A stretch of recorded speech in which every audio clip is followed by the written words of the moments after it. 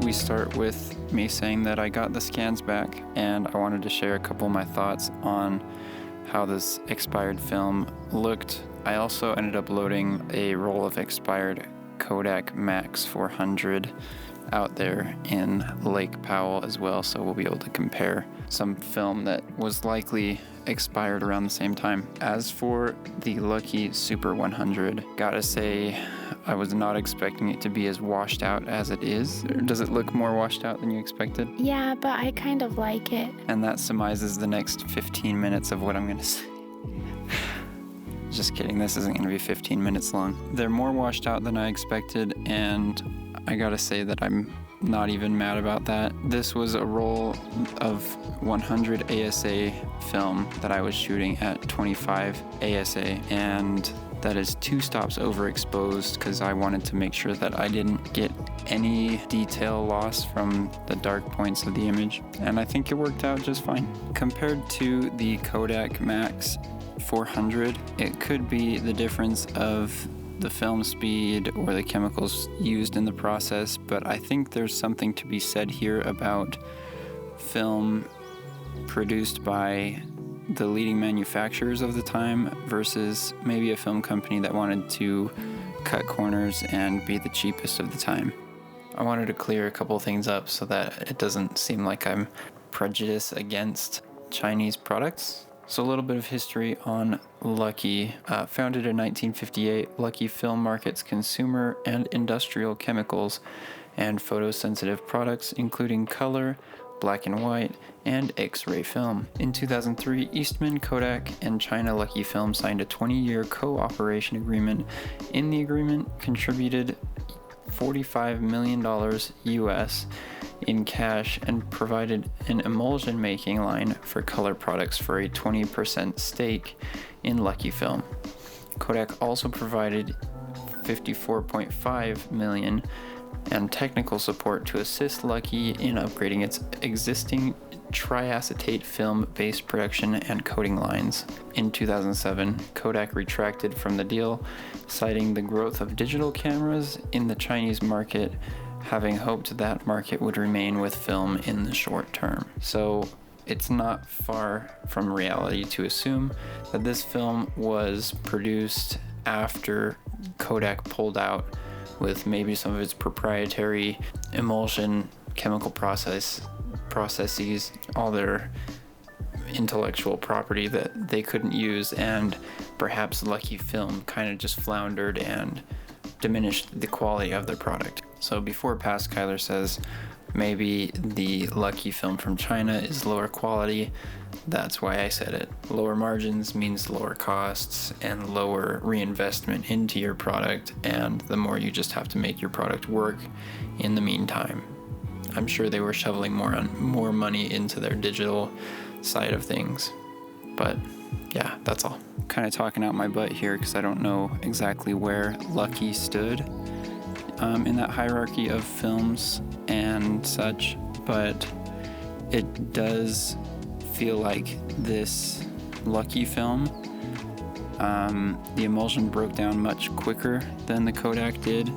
The Kodak I also shot at 2 stops overexposed, even though I guessed that the film had been expired for 10 years. But it's interesting to see the drastic difference between these two films, even though I presume they were expired around the same time. I really don't think most people were buying film after 2013. The Lucky Film has a very cyan cast to it, which the opposite, I guess, would be magenta. So I guess the magenta layer stood the test of time, and the cyan layer kind of bit the dust on this one. On the Kodak Max, it's hard to even see a huge color shift.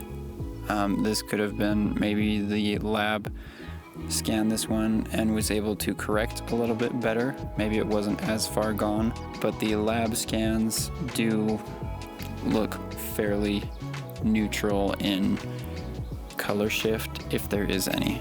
I guess an argument could be made for a little bit of a magenta cast to these, but overall I think they look just fine. I think 2 stops over was just the right amount. Let's talk about the corrections I made to the color on the Lucky Film. The main thing I wanted to be sure to get right was the whites and the blacks. The rest of the colors I didn't care about. Overall, I think the tone of the image kind of creates a nostalgic vibe. I guess here are my thoughts on Lucky Film, so that you can decide if you want to buy it yourself. If you want to have fun, go for it, because you never know when you're gonna get lucky with Lucky Film and get cool colors, or if it's just gonna be extremely underexposed and washed out. But maybe if you want expired film that still looks normal, maybe you'll have to pinch out that pretty penny that you've been saving for some expired Kodak film, Fuji film. And yeah, that's about all my thoughts. I don't think I have much else to say about it. Stay tuned for more videos. I think I'm caught up on my backlog, so stay tuned. I don't know when the next video will come out, but it will surely be in a couple weeks, maybe, or maybe a month. I'll make a community post. Check the community tab. Bye.